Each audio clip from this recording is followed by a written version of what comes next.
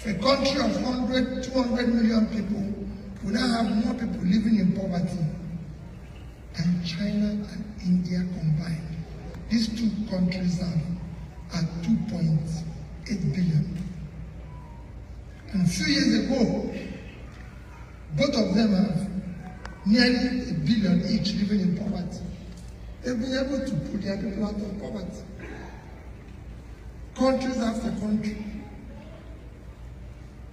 And you, who is diaspora, is even worse. Some say, oh, they've left Nigeria, they're happy they've left Nigeria. Oh, they're happy they've left. Let me tell you, all is double whammy. Because the place was not good, that's why you left. That was why. There was no hope, there was no opportunity. So it's okay, I'm going, let me go somewhere that is good. But I can tell you, even here, you're in trouble. Why your own is double whammy? Is that while you have escaped the problem, the poverty, the suffering, and everything here, you actually became the social welfare, the provider, the ATM for those who left behind.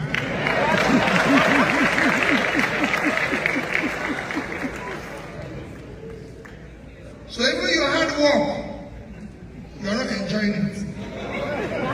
You don't even have peace. For every 10 calls you receive, 11 is problem.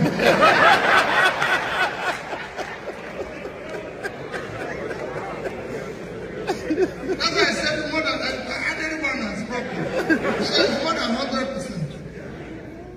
You are scared. If your brothers call you, you don't know why they're calling you. If your mother calls you, you don't know. If your parents, your relatives call you, because all you hear is bad news. You become doctor, nurse, funeral director, everything.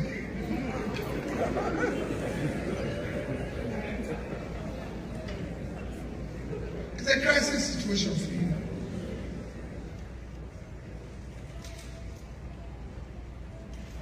That calls for what they call unexamined life. How did we get here? What brought us here? Unexamined life is not one living. We must ask ourselves fundamental question. How did we get here? Is it because there was earthquake? No. Because some countries have bad weather and there was earthquake. Is it because there was war? The war ended in 1970. By 1980, Nigerian per capita was $2,000, over $2,000. We were better off. We were about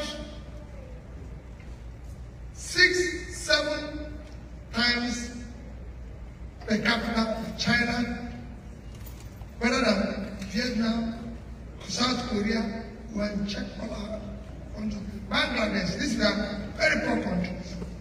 I will never be compared with us anyway. We are doing better in education than all of them. Our universities were better. Things was going on well. Everybody wanted to be part of investing in Nigeria. So it wasn't war. Because war ended in 70. So is it because of war? Is it because we have suffered one form of calamity or the other? No. Except one thing called leadership. To serve the country and drove us into this mess. Where we wake up every day with pain, which is all of you. We now wake up, pain, complain every day. If it's not killing, it is kidnapping, it's one form of banditry or the other. Nobody moves around, you don't know where to go. If you tell your people you're coming back now, they'll tell you don't come back. The only thing they want is for you to send money so that they can survive. Because if you come back, they kidnap you or kill you, then it's a struggle for them. Because if you send money, you must send money. So you better send it and send us money. Let's deal with them.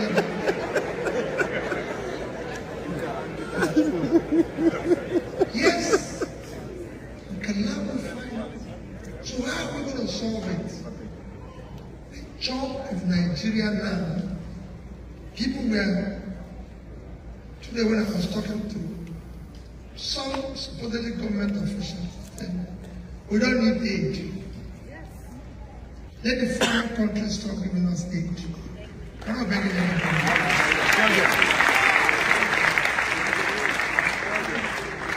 If you want to help Nigeria to have internet.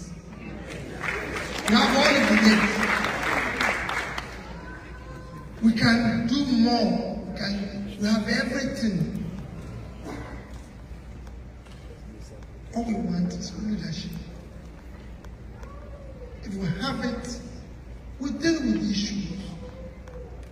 There's nothing wrong in providing security in Nigeria. Let nobody tell you there's anything wrong with providing security. It's not true. Today, people kidnap people in Nigeria, take them to the bush, calling their family to bring money. If the victim is sick, doctor goes to treat him. So he will be well, so they can be funny, but police don't know where they are. But they're using phone to call. In this time and age, that if you stay anywhere, you can be. I'm drawing you. And they are calling phone. I'm not saying they're not even without phone. They are calling phone. And they will tell them where to keep money. But police don't know where they are. And nobody knows where they are. 80% of our oil is stolen. At the time every other country is making excess money because of the war in Ukraine, and oil prices have gone up. Every OPEC country is meeting up its own quota, except Venezuela, because of sanctions. Nigeria cannot produce its own quota. Our quota is 1.8 million barrels per day. We're not producing our quota. In July alone, or the average production of the month of July was 1,083,000. So we're losing 717,000 barrels per day in our quota. Throughout that month, we lost 22,227,000, which are the average price of $110 million. $110. Go and check it, and you see what we lost. It was about $2,445,000,000.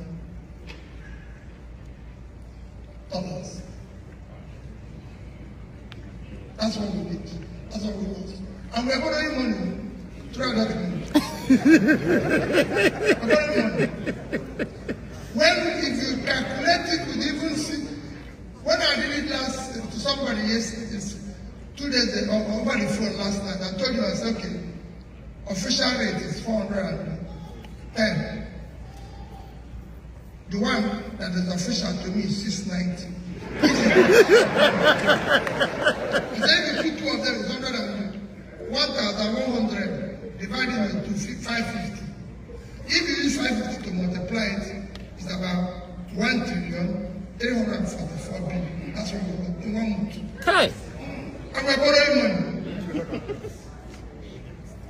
To tell you how, that's what we lost in 1 month. To tell you how bad it is. Between January this year and April 30th this year, our total revenue was 1,630 billion. And our expenditure within the same period was 4,720. So we had a deficit in that period of 3,100 billion. And in 1 month we lost this in oil. Oil is not sweet. It's not grocery people put in their pockets. So you will not say somebody came and stole it. It was official stealing. Because for vessels to come into your territorial waters to take oil, your Navy must approve the vessel. Here you have 20 million children out of school. And the resources we need to train these children are being stolen by those who are supposed to educate them. It is not we didn't educate yesterday that suddenly became a problem to us. Because nobody who went to school like you can go and kidnap somebody and live in the bush. Can the person? No. I've been to about 4 prisons interviewing young boys who are being kidnapped. When you ask them, why did you do this? They tell you they have no job. So how much were you paid in the last operation? 30,000, 40,000. Chai. And he said in the bush. Because nobody cared about him. So he started caring about himself. And in the course he takes drugs, he shoots people, he kills people, he doesn't make money to him. And we are quiet. Because we have leaders who are incompetent, who don't know what to do. And they are still talking about it. And you hear them every day telling you, if you say it to them, they'll tell you he has no structure.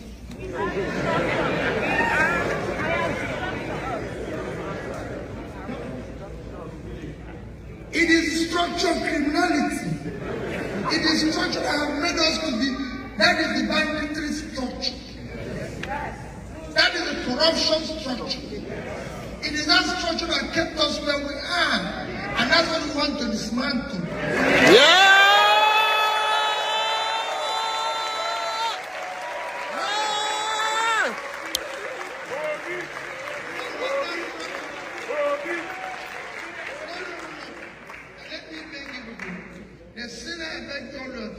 What I said to you is that I'm not the only one who is contesting for president.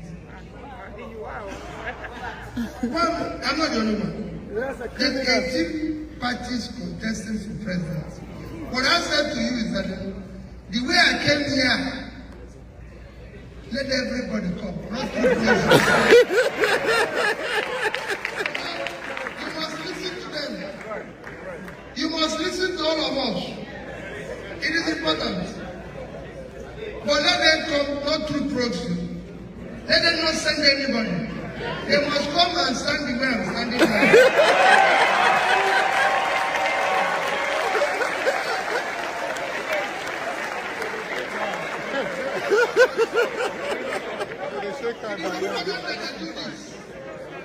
We cannot continue the way things are going today. It is unacceptable. Because we have a country. If we make a mistake in 2023, country is over. I won't tell you what will happen, but you won't have to send too much money. You will turn into a free funeral director. So what we are trying to do is what I've told you. I'm not contesting the election to be president of Nigeria. We are trying to mobilize all of you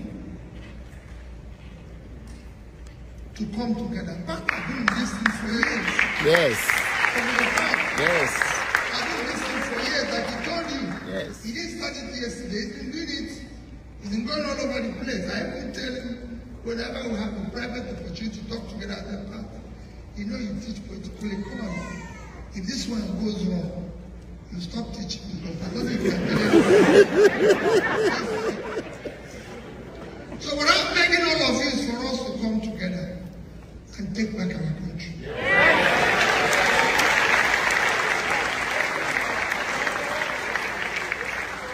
We will take back the country. The reason why they don't want you to vote, for example, because they know you won't vote for them. They know you have to come here. And they said it everywhere I go.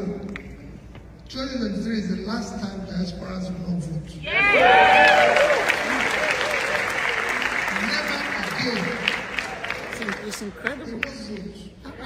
If they can do it in Angola, do it in Kenya, do it in Ghana, why not Nigeria? Yes! Giant of Africa. How do you know giant? Giant of Africa cannot do. Everything is wrong with the giant. Every other person is well except the giant. Tell me what is wrong with generating power. Father, I've told you now. Since for the past 20 years, Nigeria cannot generate, transmit, and distribute beyond 4,000 megawatts of electricity. Yeah. Tell me what is wrong. Human being. Nothing else. We are the biggest country, 200 million people in Africa. The second biggest in terms of economy is South Africa, 60 million. Generates about 50,000 megawatts of electricity. In the past 3 weeks, the president of South Africa declared emergency in power because they don't have enough power. So he declared emergency and said every person or company can generate up to 100 megawatts without license. So somebody who generates 50,000 have declared emergency, and somebody with 4,000 hasn't said anything. Because it benefits from the confusion. Because people live off the confusion. The third biggest country is Egypt. It generates about 50,000. So tell me what is wrong with this man who generates 4,000 and is not complaining. It's normal. You need to dismantle it. The cost of governance in Nigeria is unacceptable. You live here. People don't like it when I say it. I was in California. I asked them, can governor of California be seen next tomorrow? I was there on Monday. I said, can he be seen tomorrow in a 10-car convoy? He will not be governor next year. They will remove him immediately.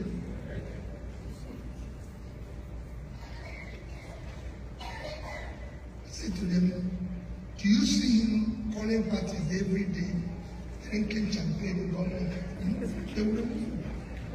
The British Prime Minister is going mad because he went to party. Yes. He didn't do anything, there was no offense. He just went to party, which everybody came with his own drink. He didn't even use their money to buy the drink. But for the fact that they said nobody should go out that time, and he went out. That's it. That's the country. There's no offense. He didn't take their money. He just went to party that he bought his own drink. Like everyone. That was it. That is the country. In our home, he will be holding parties every day. Even during COVID, nobody will touch him. If you call his name, then it becomes a problem. We celebrate the evil laws, celebrate the criminality. Somebody will vote somebody. Everybody knew that when we voted him, he didn't have a house. He didn't even have a house. He hasn't even traveled overseas. Then he builds a mansion and comes to Washington. And people will show him the best part of Washington. Utomi. He buys a house there, calls Nigerians to come and do housewarming with him, and they will attend.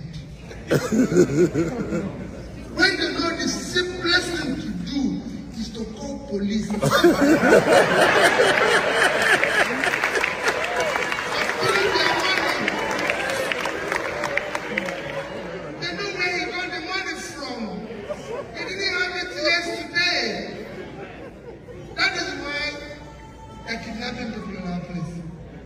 Nothing. And they're asking you what is wrong. The leaders are incompetent. They don't have capacity. Their lives have been consumed by criminality and transactional. Then the full have become insanely complacent. And I'm now talking, before you say this, calling him His Excellency. Distinguished, honorable. And so today we have to remove all these attachments until things start to happen. So we're not here to, what we're here to do tonight is for you to be able to interact. I want to learn. We want to see some government officials today, and they were telling me, we want to know your vision. I said, no, I didn't come with any vision here. I want to know what you want us to do. So I can go back and succeed and start doing it, so you can come. We need you. They say, no, we need each other. I said, no, don't talk like that. We need you. We know who needs more. Don't tell us, I know, yes, you know, but they were polite. We need each other. I said, we don't need each other. We need you. We don't queue up to collect our visa. We queue up to collect our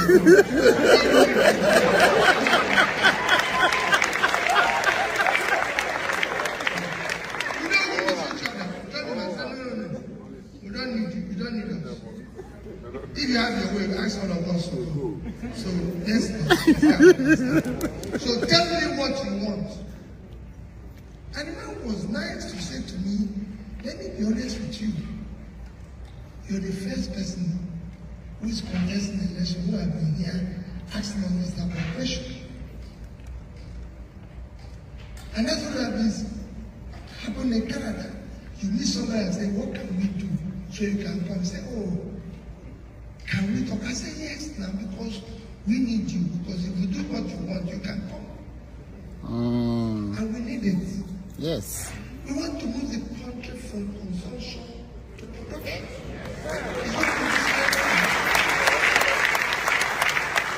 And people ask me how. That's where we end. I say, yes.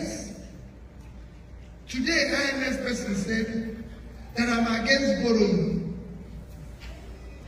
Prof was there when he was asking me that I'm against borrowing. So how am I going to cope? That Nigeria can borrow more. Nigeria can do this. I said, yes. I'm not against borrowing. I said, please, sir, in this country,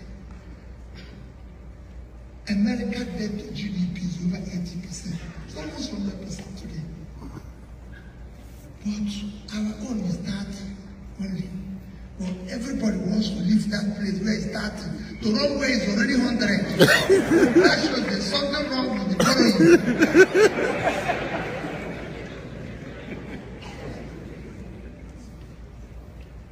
And I told him, I said, I'm not against borrowing. Every country of the world borrows. Your own is almost 100%. The second biggest economy, China, with everything they do every day, is almost 60%. The third biggest, Japan, is 230%. He said, yes. I said, but let me tell you, you know what Japan used that borrowing to do. Exactly. And on top of that, you are aware that the highest holder of US treasuries today is Japan. So they have something that if you push them, they can say, okay, let's start paying you for here. Yes. In a world that we borrowed it and we talk. I said, where's the money?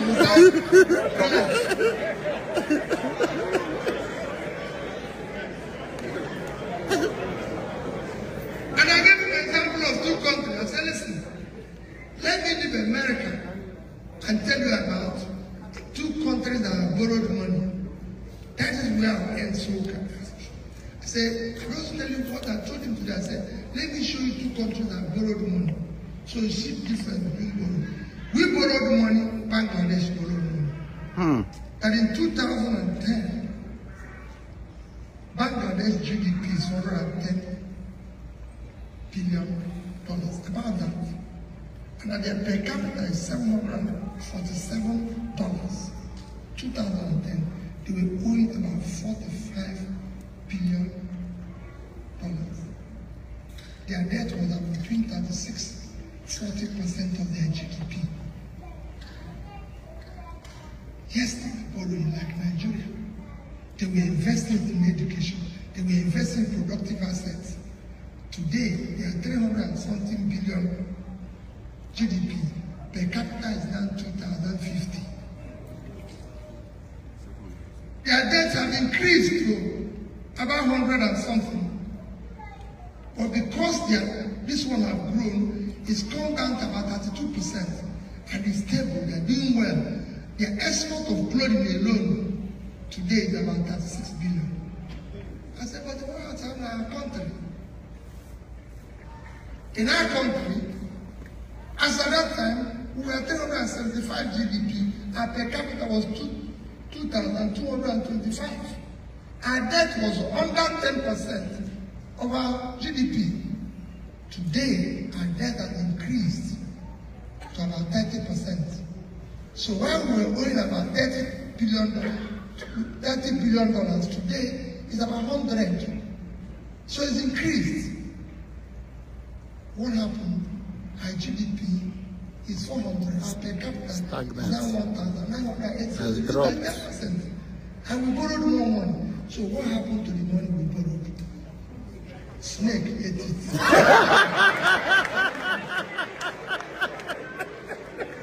And we can't find the snake. Everybody knows that when snakes swallow something, it stays one place.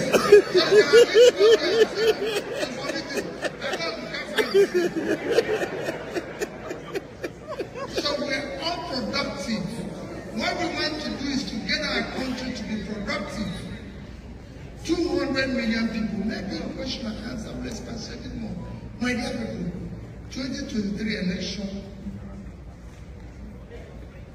would not be, my brother said, I asked him to pray, he said, it's from the north.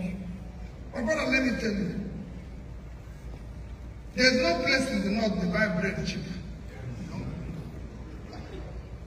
There's no place in the north they have better road. There's no, Katsina is where the president comes from. It's one of the most insecure places today.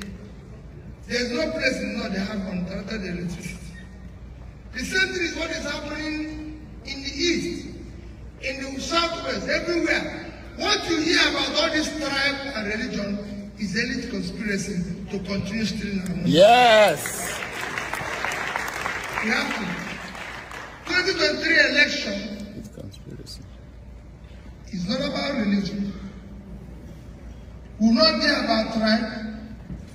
Will not be about entitlement. Will not be about my tongue.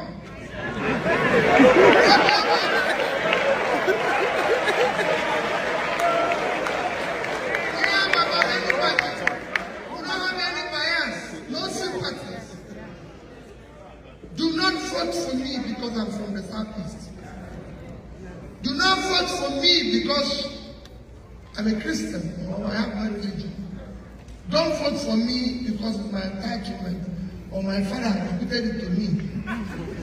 Or is my king. 2023 election must be about character we can trust. Yes. Come on. Competence. It must be about competence. It must be about capacity. It must be about capacity to start moving Nigeria in the right direction. Thank you and God bless you.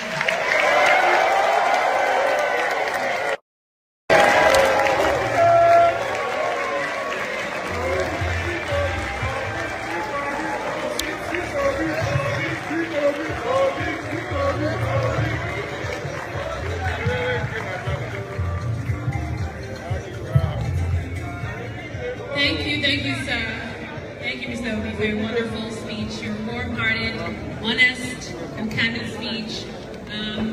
Nigeria loves you. Give Mr. Obi some love, everybody.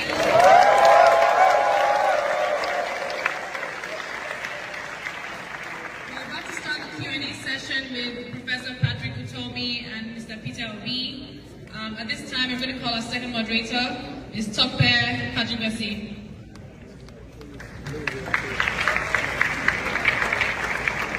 Good evening, Professor Utomi and Mr. Peter Obi. You're welcome to this segment.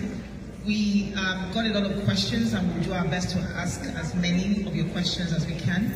But if we don't get to them, you will receive responses if you registered for this event. The first question is for you, Mr. Peter Obi.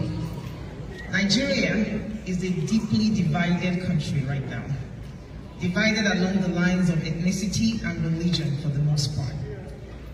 What will you do to be the unifier that Nigeria needs?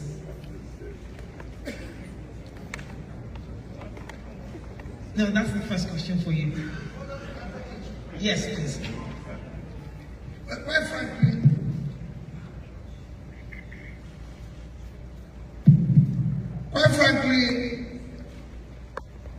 I agree with you that it's divided along tribal, religion, and everything. But it's not something that is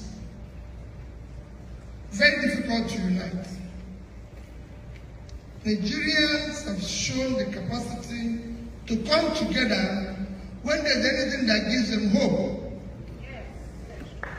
Go and watch Nigerians when they're playing football. Yes. Go and watch Nigerians when somebody is winning even just in sports. Go and see Nigerians when things are working well. All these divisions along ethnic line and religion, I said before, is an elite conspiracy to keep the country where it is today so they can continue to live on the confusion. If we have a good leader today, every country has ethnic problem. Even in America here. Everyone. We don't have more tribes than Indonesia. We don't have more tribes than most countries. But once they see good and exemplary leadership, they will come together. Because if you start providing power today and people are employed, you reduce, the more you put people out of poverty, you start seeing all these things change. It's happening in Brazil, happening in Mexico and everywhere. So we will work hard by creating opportunity where everybody will be invited to the table, live together, love each other, dialogue where even people are agitating, and try to bring everybody together. And I'm sure Prof will add to this as well.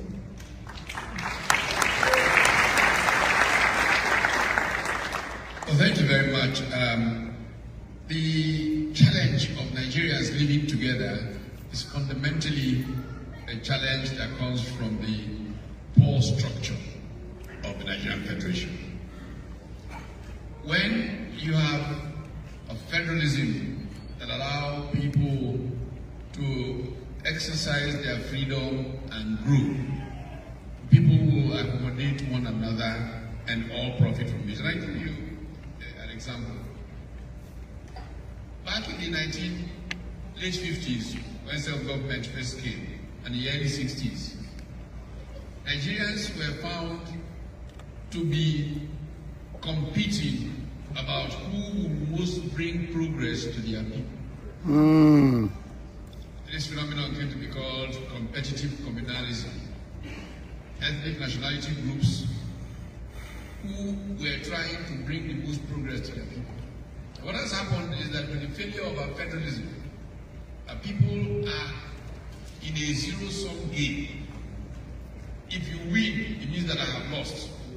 So in the fight to share, we have become very antagonistic to one another. But if the federal structure allowed everybody to produce adequately and people are prospering, and that happened in the 50s, there will be less of the kind of tension that is there today.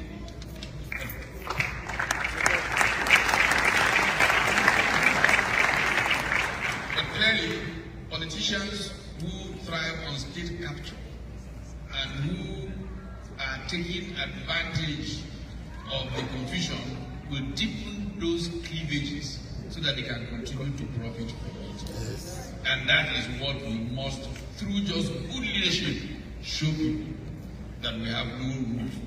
Because all parts of Nigeria can thrive and everybody can be happy living together and working Thank together. you very much. What matters is leadership. Thank you, sir. I'd like to start the second question with you, Professor Utomi. This week, Delta Airlines, just like Emirates, British Airways, announced a significant reduction in service to Nigeria. And they are making a move that will mean that passengers need to purchase tickets online in USD, even though their flights are originating from Nigeria. This is because of the exchange rate crisis. Nigerian Naira is spiraling in a free fall. The CBN has a parallel exchange rate that makes young bankers think that the government is sponsoring vacation so they can round trip. What will the Peter Obi administration do to tackle the downward spiral in the Naira? Well, thank you. Mr. Obi has said repeatedly that what solves that problem is production. Once you begin to produce, and we'll talk about how we produce, you will earn so much from what you are exporting that your currency will be getting very strong. In fact, and indeed, producing and exporting countries don't worry about their exchange rate. Back in the 70s, Japan wanted to have a weak exchange rate position so that their exports will take over the American market as it did back in those days. When the Japanese yen grew so strong and still remarkably when it crossed the 200 mark, came from 200 something to 190, Japanese were almost crying and the exchange rate was getting stronger because it would affect their exports. But because we don't produce and we just get whatever comes from crude oil and share and fight, we go into these games with exchange rates. Now, but here's the big danger between institutions and markets. You know, for a good part of our history, we depended on the central bank managing a block currency. We didn't have a market for foreign exchange. We got to a point where by 1983-84, and for younger people it's important to learn this lesson because we forget too very quickly, Nigeria could not pay its due bills, exactly what's happening with the airlines today. And we had to so ration foreign exchange that it was almost a crime to be found with $100 in Nigeria. It was not almost, it was a crime. Yes. I was going to Zimbabwe in 1984. I had to fly to London to get money to fly back to Zimbabwe. Because if I left Nigeria with $200, I would go to jail. And we came down to where Venezuela gets to always very quickly. We were queuing up to buy milk, to buy sugar. It was called essential commodities. And we actually set up a company called the Nigerian National Supply Company to bring these things in. After the pain of that season, we learned a few things and began to try to build markets. One of the biggest market building challenges we had was building a foreign exchange market. And so, various iterations went to a two-tier foreign exchange market. We all remember SPEN. Yes. And then we kept getting better, institutions kept getting strengthened until we had a running foreign exchange market. Markets are a function of the strength of the institutions that support them. What happens? About 6 years ago, we began a dangerous reversal of those gains. Yeah. We began to have multiple exchange rates. Those multiple exchange rates essentially just allowed people with access to power to take money at this rate, round trip it, make more money, and indolence crept into the system. Today we've broken that market. It will take us a lot to rebuild this market that give us, the possibilities of growth over these last couple of years, but it will and can be done. All you need is to have regulators who understand what they are doing, who are patriotic enough, and who can be held accountable. One of the biggest risks of doing business in Nigeria is regulatory risk. Yes, it is the biggest. So in 2019, I think it was a May 28 article, Forbes magazine described Nigeria as Africa's money-losing machine. And that was the function of the nature of the regulatory risk in the environment that was preventing flows. We're talking about what we can do. If the world sees that Nigeria is serious, just the signaling, there is so much capital around the world today that capital will flow into Nigeria. And these capital are flowing that will take place. And that's how we will solve problems of exchange rates and markets for foreign exchange. Thank you. Before I let you actually, Mr. Peter, I want to add an additional question that I want you to answer. In addition to exchange rate, there are so many problems that if you become Nigeria's president, you will inherit on day one. How would you prioritize? What would be your priorities in your first 100 days? Just to add to what they have said about exchange rate, they have said, for me, without meaning, professors have become more sophisticated way of solving it. Mine is simple. Production. They have said, if you are a producing country and you export, you manage your rates. Yes. And it's a very simple thing. Nigeria is a country of 200 million people, living on 923,000 square kilometers of land. Total export in 2021 is 18,900 billion naira. If you divide it by official rate, it will give you about 47 billion. If you divide it by my own rate, it will give you 650. It will give you about 30 billion. For 200 million people. Vietnam is 100 million. So half of our population living on 331,000 square kilometers of land. So they live on a third of our land and half of our population. Total export last year is $312 billion. So we couldn't do 10% of what 100 million people living on a third of our land is able to do. That is our problem. When we talk about Flavour, not having true Flavour, he mentioned about what states, there's no competition. What states are not doing anything. A state like Niger is 76.3 thousand square kilometers of land.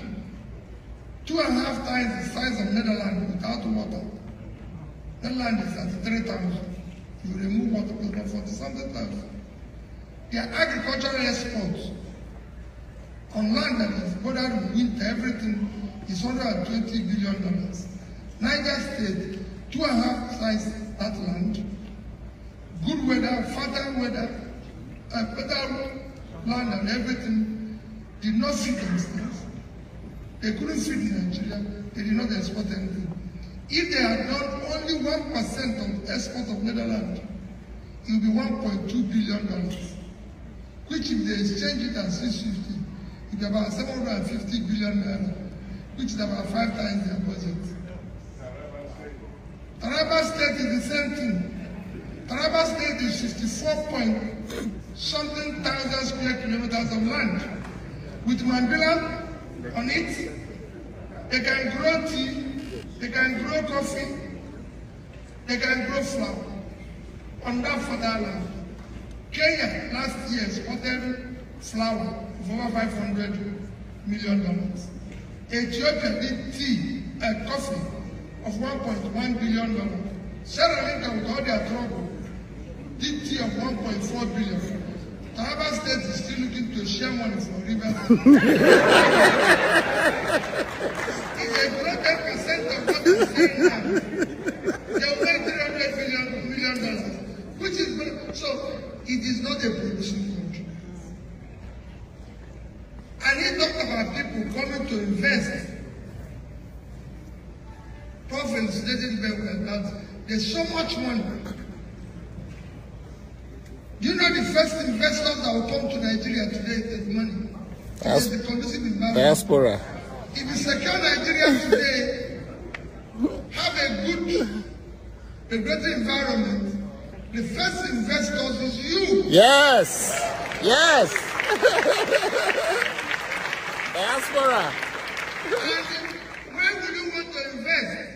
That's what happened in Asian countries. Yes.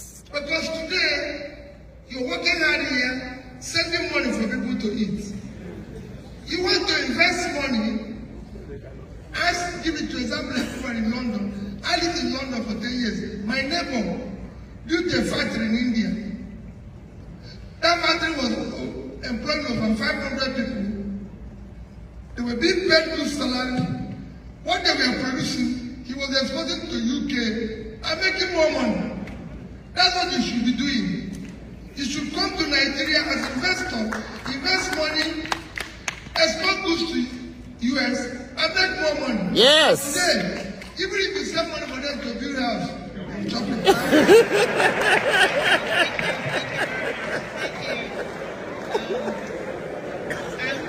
Thank you So, very much. what are my priorities? The priorities are very simple. Is number one, to secure the country.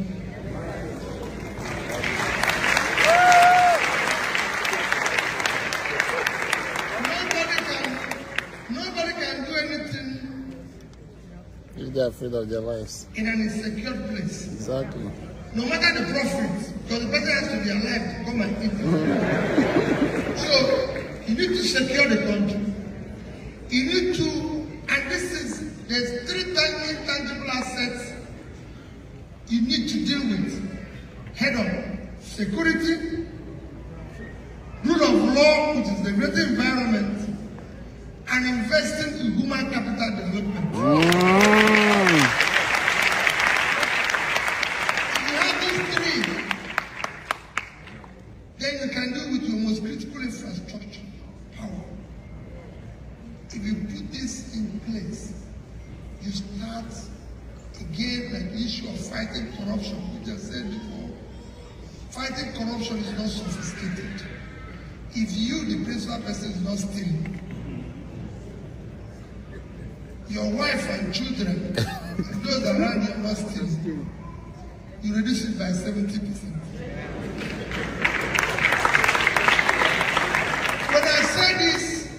When I say this, what people will tell me, oh, Peter, I don't know what you're talking. You're this, and I'll say, listen, I've been a governor for 8 years. And I've left office in the past 8 years. 8 years to 9 years.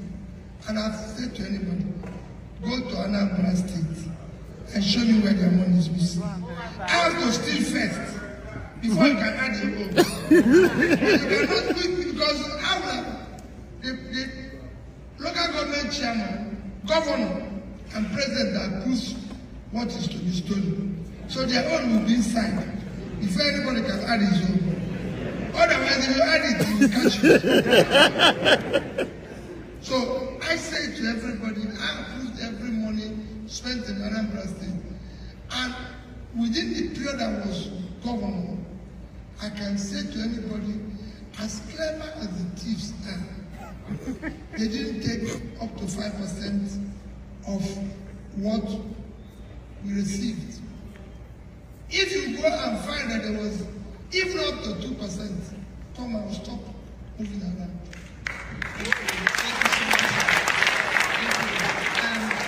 Professor Utomi, I want to ask you this question, and this is a question that, I'm telling you, of all the questions we got was one of my favorites, because I'm a professor of agricultural business management here, and I also run a farm with my husband in the US. You've talked about agriculture a lot, about the uncultivated lands in the northern part of Nigeria. Nigeria. But having farmed here for the past 5 years, I now know that land, though very critical, and labor, very essential, are just 2 of the 3 components that are required for agriculture to thrive. What will the Peter Obi administration do to address access to capital and other barriers that farmers or aspiring farmers face in Nigeria? Well, thank you. First of all, this might sound kind of strange, but you got to give agricultural sex appeal. Right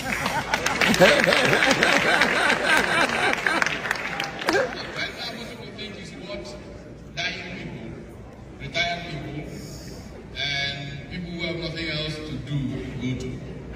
It must become a business, and people must be able to get very rich being in agriculture. You've got to create markets. You've got to create markets.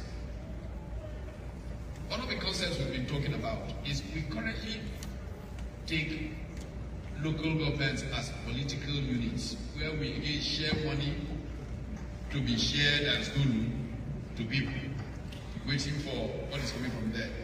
But if local governments were treated as economic development areas, then you take what the agricultural endowments of a particular local government area is. The education of primary education from there is geared towards the endowments, agricultural endowments in that area. And you can, by the time the young person is in primary 6, say if you are in North Central Nigeria, you will know everything to do about sesame seed production and the value chain of sesame seed. And you will get people who are prepared to play in this space to be so empowered by banks that see the profits that will come from them. Look, we talk about infrastructure.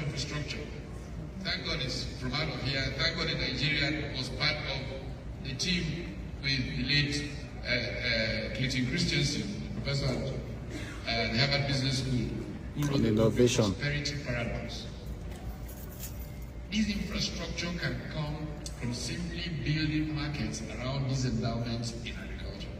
And when people find that they are graduating and they can go into farming and expect to be richer than the ones who went into banking, we will have agriculture that thrives.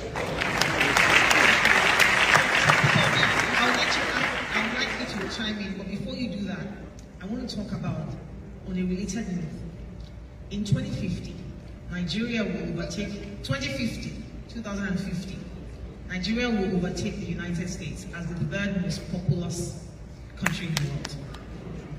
And yes, it's true. And Africa will also become the most populated continent with the most youthful population.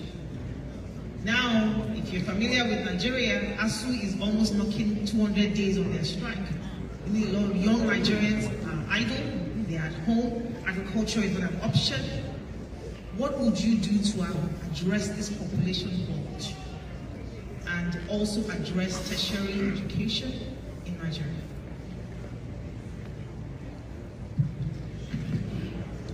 Well, the issue of population, let me tell you, can be asset or it can be liability. Today is liability because you have millions of them at home doing nothing with all their energy and talent. We once had what we are accusing our young ones doing today. India, China once had that situation. Having a large population received from countries is not a liability, it's an asset. If you train them, if you invest in them, and they're productive, they become an asset. And all you need to do is to train them. You just ask for access to of funding for farmers, access to this. That's what people ask. Where do they get the one they steal? It's self-funding. I tell people, today, the richest state in America is not Texas with all their oil. It's California. And it's agricultural knowledge. We have a youthful population with a lot of talent. The world is driven by knowledge today. ICT knowledge. You can invest in that. The world has shortage of workers in that direction. You invest in sports today, then entertainment, then everything. So if you can turn this liability you are looking at into assets, and will be a win-win for everybody. Jamaica have used sports, small as they are, to solve criminality. There's so many talented sportsmen and women in Nigeria. Nobody cares about them. The money you use to train them is what is being stolen. There's so many talents that can run all the ICT companies all over the world. They're not trained. You're not investing in human capital, which everybody knows that the more you invest in human capital, the better your development. For every $1 you put in human capital, you can reap as much as $10. And we are today number 168 over 172. So you can. Even what we are talking about, diaspora remittances. Why are they remitting it? Is it not the educated one? So even if we educate them and they support them, you double the remittances. So there's a win-win if you get it well. In Philippines, they have a ministry where they actually regulate export of people to go and do work in different countries. We can do that. We are telling the world has shown in 2030 there will be shortage of technology workers, about 20 million. There will be shortage of about 10 million nurses and midwives. This is time we should be great, training them, waiting ready for.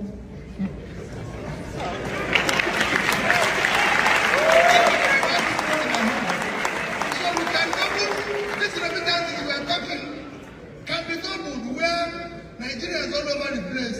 That's why remittances 60 billion. Export, we won't be talking about this exchange.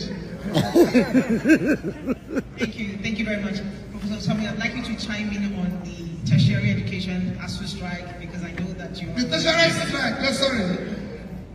It is, let me tell you, well, Prof might tell you, but I can tell you, there's no reason why I've been involved in ASU strike. And what they are demanding is not what we cannot afford. What is even worse, this was an agreement that was agreed in 2009 until today. Governments have not fulfilled anything of that agreement. How can government sign something 11 years after and doesn't do it? And they're still there. Prof will say, because at times when it comes to government, I keep quiet. Well, thank you so very much. And I think it's an appropriate time to make a point. Mr. Phyno.Live has repeatedly talked about corruption and all these problems. But you see, the real huge problem from that is that it blinds people to how purpose gives way to power.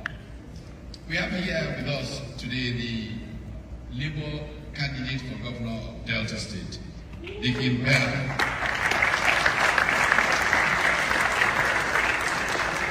And the conversations that we have been having deals with the heart of this guy. I'll give you a very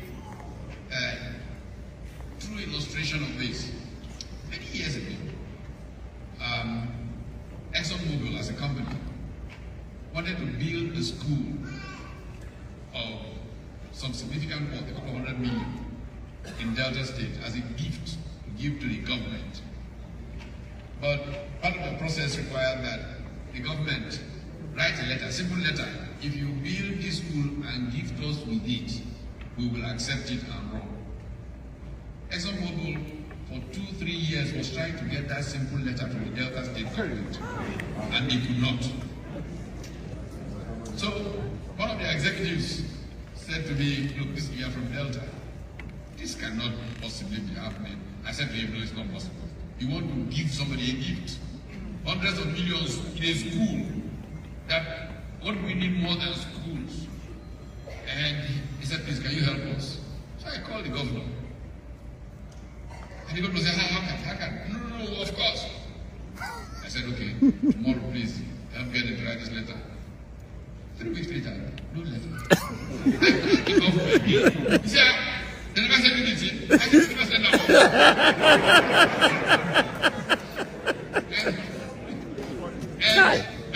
It's not funny, huh? I hadn't received the letter. So I said, okay, maybe the governor is too busy. Let me call the deputy governor, who is my friend, who's a university professor. So I called him. I said, see you. He said, how can? When are you coming to Asaba? I said, I can come tomorrow. He said, okay, come. I came to Asaba. We sat in his house, we ate nice dinner. Oh, we talked about this, how can? Look at the importance of education. We spoke all the grammar about education. Try. So he said, tomorrow morning, let's meet in my office and sort this thing once more. Tomorrow, following morning, I was in his office. He summoned the Commissioner for Education. 1 days later, we spoke all the grammar. She knew about the whole thing. So I thought, okay, before I leave here today, they'll give me this letter. Look, 1 year later, that letter is written. And it was so, I just couldn't figure it out. And somebody said to me, oh boy, Yusuf. I said, what do you mean? He said, tell them you give them the $500 million to build the school. They will take it. You see, people, we have to realize what has happened to our country. There's been a collapse of culture. That collapse of culture gets in the way of prioritizing what matters. I mean, look at tertiary education. We're talking about universities in a country, the main artery of the university system, being shut down for 6 months. And it does not seem to matter to public officials. I mean, where in the normal world will such a thing happen? And then we're told that one Auditor General, somehow stole the first 90 billion, then another 80 billion. How much is that is asking? One man has taken several times what ASU has been begging to use to fix the entire university system. And it's okay, people are carrying on as if things are normal. Things are not normal. We're dealing with a national tragedy, a huge crisis that has to take all of us becoming involved. I was interviewed by one of the TV channels, and I said, this is a revolution. We must take back our country. Because those... Thank you so much, sir. Thank you. I still have pages full of questions, but the time is on our friend, and there's another event tonight that we want to make sure starts early. So I'm just going to give both of you 30 seconds to wrap up, and I'd like you to talk about how you plan to reduce the cost of governance in Nigeria. 30 seconds. Okay. Now this is really something that I've actually done some work on from years back. It's going to move us from that. Dr. Ngozi Okonjo-Iweala, as finance minister, tried to have a human capital audit of the government. He found that 70% of ministries don't even know what the ministry is supposed to be doing. They don't have the capacity to do what that ministry is set up to do. Now, are you going to sack them? Outrage, this, okay, simple. No, you will sack them. We train them. But what do you know how to do? You know how to do this. you will go to the local government to go and do that. If you don't want to go to local government, you can leave the service. Here is an entrepreneurship scheme that will give you support to start a business around your area of capacity. Because we reduce this to you're going to get rid of people and all of that. But the capacity to do the work that's needed does not exist in most of the government agencies. And, how do we upgrade their skills? How do we ensure that the leadership makes them focus on some purpose so that they can create value? Unless we can do that, we are not going to. And of course, because they don't know what they are doing, most of them, they have time to plot how to cheat this, game the system. So, first thing we must do is do a proper human capital audit of government. And then we will get the appropriate skilling to take place so that people who are in positions can deliver value. Then incentives. How do you use incentives to make people actually produce?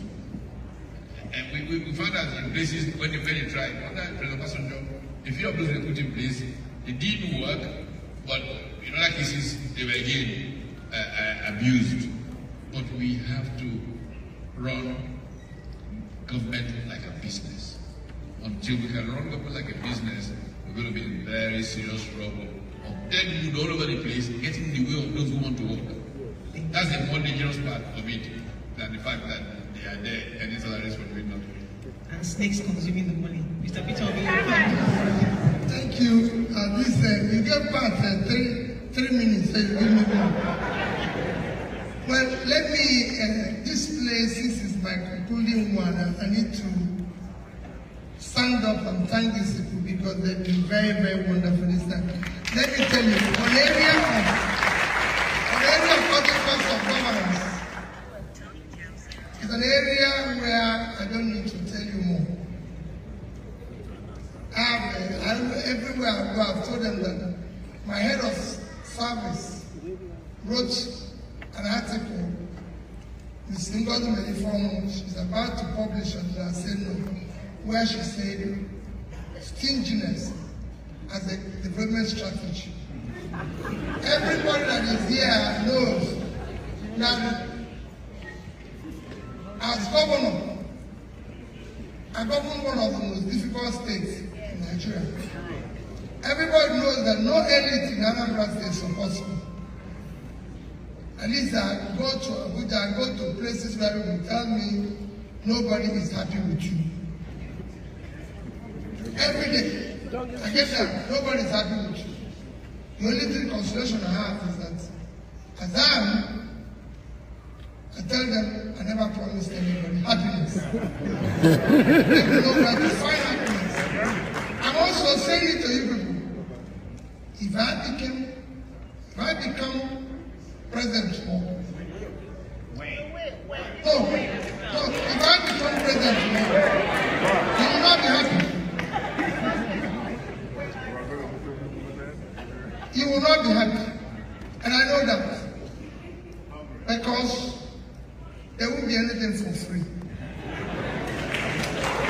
Because you don't get anything free here. In fact, when I was coming here, Prof is my senior brother, so I always listen to him. There's quite a number of them, but Prof is the leader of all the gang, and I like listening to them. When I was coming here, Prof told me there's something you say often people don't like. I said, Prof, what is it? He said, whatever you said is you cut this one, you stopped office of First Lady. I said, Prof, everybody knows that when I was governor, I had more women working for me than men.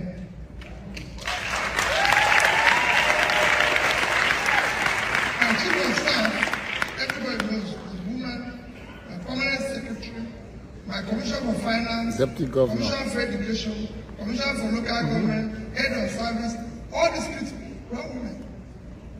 However, that when I became governor, I found out that the office of governor was had more, was taking up to about 30% or thereabouts of our budget. When education wasn't even receiving 10%. So I said, Office of Government, 5%. And when we started cutting costs, I found out where we have all the waste. That included Office of First Lady. That's what are you people doing? My wife never contested the election. All over the place. You go and buy a convoy of 20 vehicles for somebody nobody voted for, and nothing to do with it, and it's all around creating additional confusion. Including slapping. including slapping. I'm very close. Everybody that knows me knows I'm close to my wife. We're very, very close. Till today, I'm sleeping in this place. Hey, I'm just one running around now. You have not seen her. Tomorrow, we greet the public. The German Chancellor came to Nigeria in Lufthansa,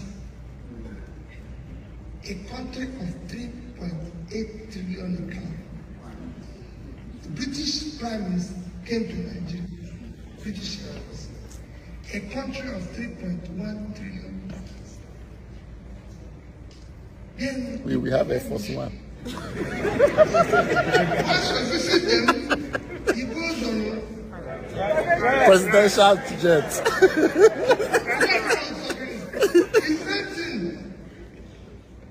If you see the wife of British Prime Minister, or the wife, if you go around here and see the wife of governor in this state, in this country, you wouldn't even know they exist. You wouldn't even know anything. Suddenly you come to our place. For somebody who is jobless, dresses like a husband, those sort of things. On public money. And when you say, people say, no, I say, no. You have to stop this. The wife flies private jets. Let me tell you how bad it is. From Enugu to Abuja on a private jet will cost you $10,000. Yes. Take it. Every from Enugu to Abuja is 50,000. Tell me how somebody can spend 7 million naira, call it 5 million naira, for something you can pay 50,000. I'm sorry that I can't take you back and talk about all this. Valentine was good. See, he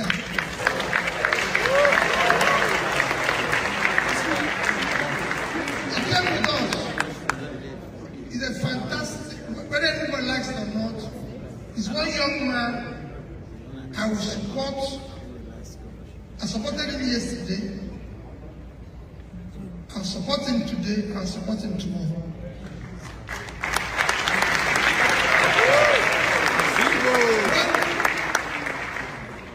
When I was governor, he was managing director and president of Transcorp Hotel. And he said, my governor, I cannot be running Transcorp Hotel and you're not staying in my hotel. And I said, we can't afford it.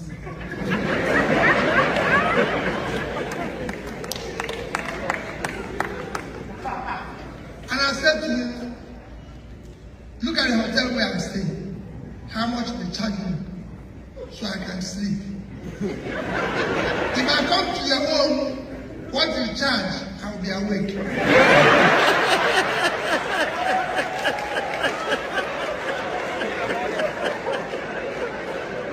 Because it's true.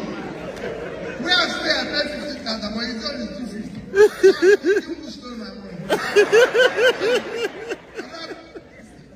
I can go on and tell you about cost of governance. And cost of governance is unacceptable anywhere in the world. Never. And it has to be shut down. Public people spending public money must spend it in a manner that is accepted. Anambra State did not have a lodge in Abuja. My predecessor, he bought it for $1 billion. I shut it down. I told them that we don't have Anambra State in Abuja.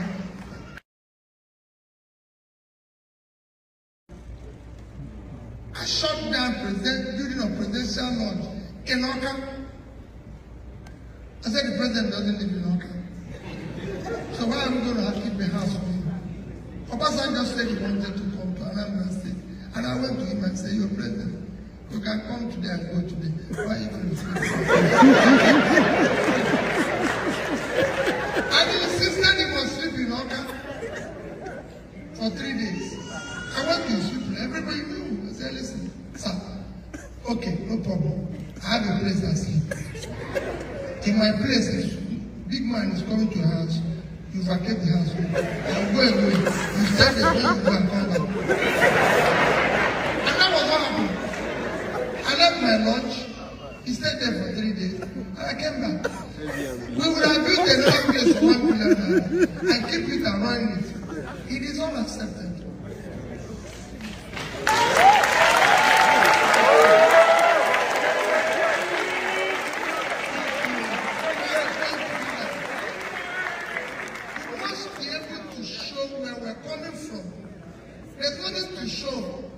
If I come here now and go and stay in the best hotel and everything, and I tell you, it doesn't make any difference to you. No. You actually, the more you even do that, the more they laugh at you and think, what is this man trying to prove? So it is important that we get cost of governance in place and people behave. You know, we have billionaires here. They celebrate, but not people in government.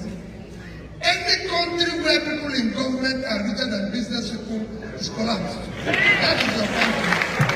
2023, my dear people, please join this advocacy. They are trying now to use the resources they've stolen to keep going.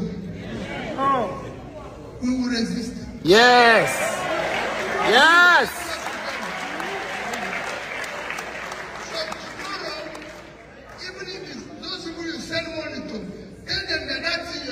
They can end if they do the right thing. That's the advocacy. If you need big, invest $1, $2 into it. We won't stop this. And remember, in conclusion, when I win, don't go away. No, don't go away. Because what happens in Nigeria is that Peter is here preaching. Everybody believes him. He wins. Instead of doing what everything is saying, he's not saying what he saw when he went in. He's not seeing anything, but seeing everything now. So everything we now do, we know where we're going. Then you start, Peter now comes in here. Instead of you telling him what is happening, you start calling him His Excellency. People will start showing him where to buy new house. His wife, who didn't come before, will now come wearing all sorts of things. No. This is time to tell Peter, when you came, you said you're going to move power from 4,000 to 10. How many has he increased? 2 or 3. So we know that Peter is in the right direction.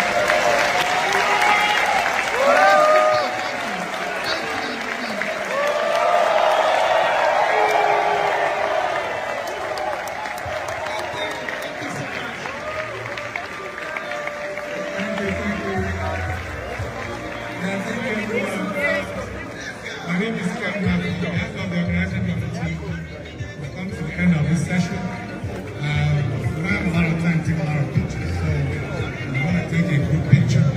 We have our professional cameraman and His Excellency, presidential candidate, the Prof. And DCO, please. Val, please. Val, can you come up?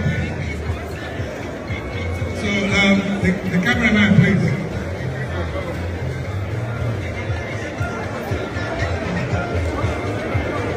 Please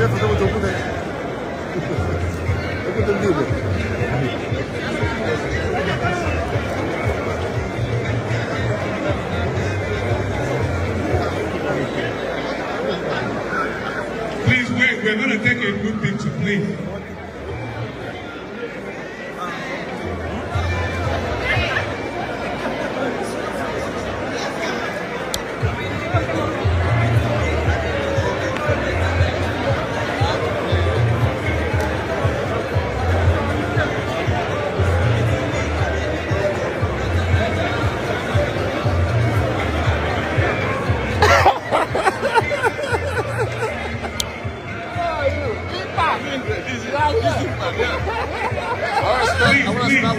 Okay. Please, we're gonna get everyone.